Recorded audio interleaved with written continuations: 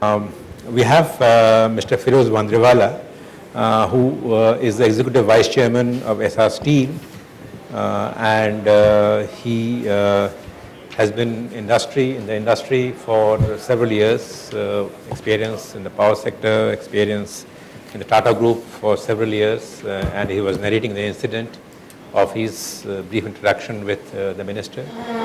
So he will bring in his own experience and expertise on what are the growth potential and industry's perspective on it. We also have Mr. Pankaj Patel, who is the CMD of Cadila Healthcare, which is also known as Zydus Cadila. And then we have Mr. Professor G. Raghuram, who is the Dean, Faculty, Indian Institute of Management, Ahmedabad. You raised a very important and vital question at the minister's session, and I think that sparked up the discussion a bit. Thank you for that. And we have Mr. Amit Patel, who is the Group Managing Director of Syntex Industries. He brings with him vast expertise and experience in industry. And last but not the least, we have got Mr. Sunil Parekh, who was with us last year also in this session. And he has been an advisor to many companies. And he, if I can say, Mr. Parekh, he represents the soul of industry in many ways, you know. So I will come to you. S-O-U-L or S-O-L-U-L? Yeah. Well said. Okay. So let me sort of start off with this understanding that I had, at least from what the minister said, is that the growth focus remains unchanged from the old leadership to the new leadership. And let me get into this issue and ask this panel, and each of them will have a point of view there, and to answer this basic question, has the focus changed? I mean, just take a contrarian position instead of taking the minister on his face value and ask this question, has the focus changed? And just to sort of provoke the discussion a bit, I will make this preliminary observation that you do see a certain change in the government's priorities in terms of the social sector, because you have a chief minister who is more oriented towards social sector concerns, gender, gaps are being looked at. You have inclusion as a big issue with this government, as its new chief minister's priority area. You have the focus on the SME sector, which is not that prominent earlier in the last 10 years. So the question is that has the focus changed? And since I said that Mr. Parekh is the sole SOUL of industry, I'll start with you, Mr. Parekh, and give us your views whether you think that the focus has changed or not. I think, Ashok, to put it in perspective, Gujarat has been lagging in HDI indices for a long time. Yeah. The point that you raised earlier. I think the last 10 years has seen an acceleration in the reduction of all the negativities. In order to be able to do that, they have had to generate a substantial amount of revenues.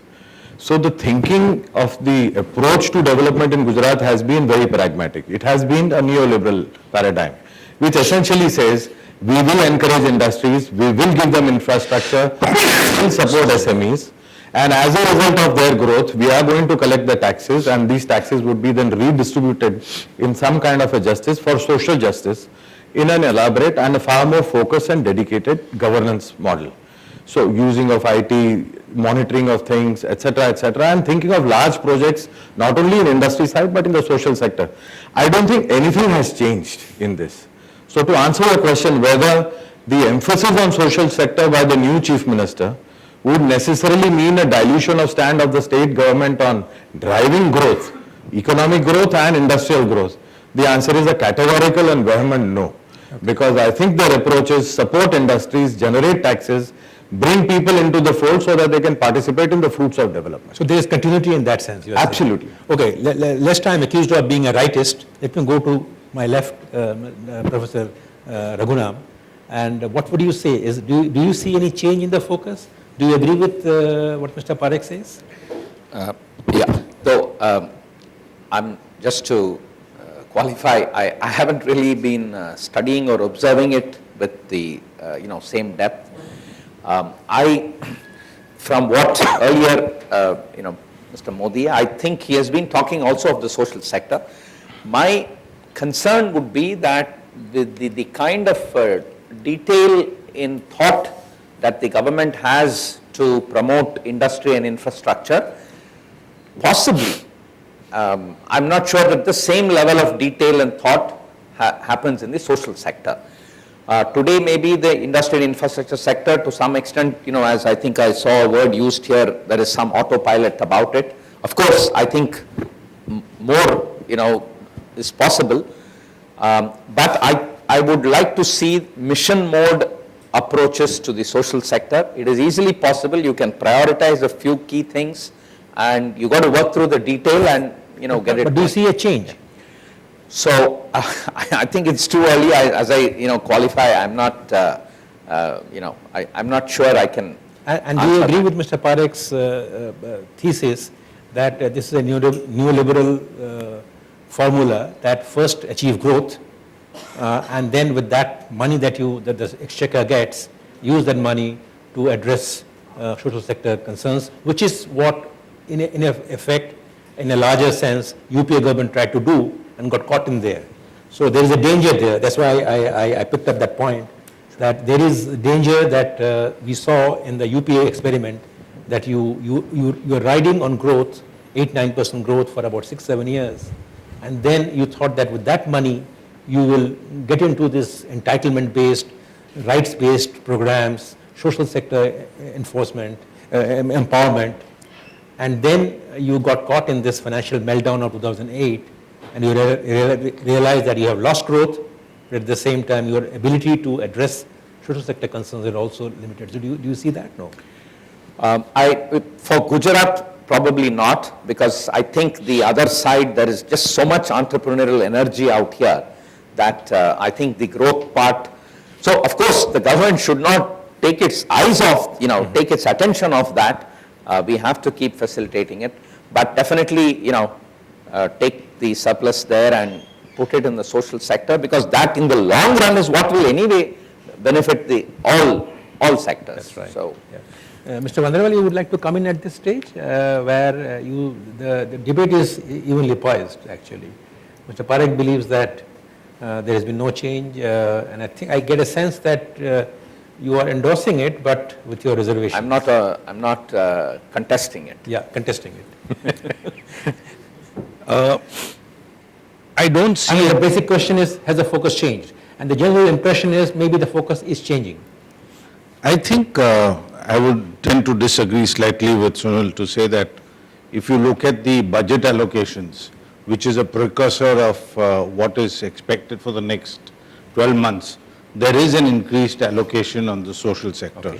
Okay. I think the internet has made sure that the marketing blitz of growth of the government can go so far, but the facts on Human Development Index and composite performance, which are now published reports easily available to all, indicates that Gujarat is lagging surprisingly in these factors.